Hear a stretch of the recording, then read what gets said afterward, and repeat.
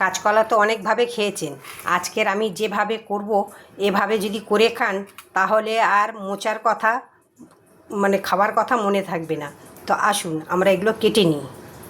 বন্ধুরা দেখুন, আমি খোসা শুদ্ধ এরকম সরু সরু করে কেটে নিয়েছি, এই দেখুন। আর কেটে মাত্র জলে দিয়েছি কেন কষ বেরোয়। আর এখানে চিংড়ি মাছ বেছে নিয়েছি, এখানে আলু কেটে নিয়েছি। তা এটা সিদ্ধ করতে হবে, কাঁচকলাটা সিদ্ধ করে নিই। মোচাটা সিদ্ধ হয়ে গেছে, আমি একটু নুন আর হলুদ দিয়ে সিদ্ধ করেছি, এবার নামিয়ে নেব। আমি সিদ্ধ করে জল ঝারিয়ে নিয়েছি। কড়াইতে আমি আলুটা ভাজতে বসিয়ে দিয়েছি।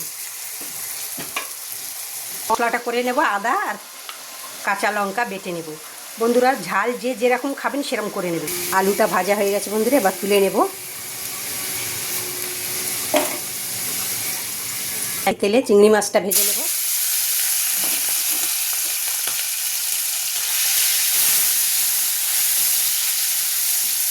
চিংড়ি মাছ ভাজা হয়ে গেছে, তুলে নেব। তেলে তেজপাতা, শুকনো লঙ্কা আর জিরে ফোড়ন দেব, একটা সুন্দর গন্ধ বেরোবে। দিয়ে শুকনো লঙ্কা তেজপাতা ভালো গন্ধ বেরিয়ে গেছে, একটা টমেটো দিয়ে দেবো। এখানে আদা কাঁচা লঙ্কা বাটাটা দিয়ে দেব। এখানে হলুদ গুঁড়ো, লঙ্কার গুঁড়ো, ধনের গুঁড়ো, জিরের গুঁড়ো, একটু গরম মশলা দিয়ে দেব। দিয়ে ভালো করে মশলাটা করে নেব। তো মশলাটা কষানো হয়ে গেছে বন্ধুরা, তেল ছেড়ে দিয়েছে মানে কষানো হয়ে গেছে।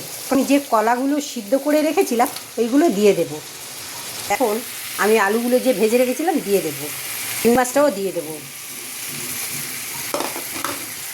কষানো হয়ে গেছে, একটু গরম জল দিয়ে দেবো, দেওয়ার ঢেকে দেব। স্বাদ মতো নুন দিয়ে দেব, নুন তো অল্প দিয়েছিলাম।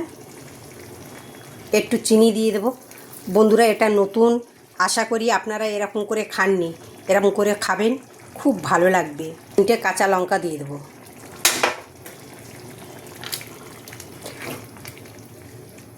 ঢেকে দেব, একটু রান্না হোক। ঢাকাটা খুলছি বন্ধুরা। তো বন্ধুরা দেখুন কত সুন্দর হয়ে গেছে।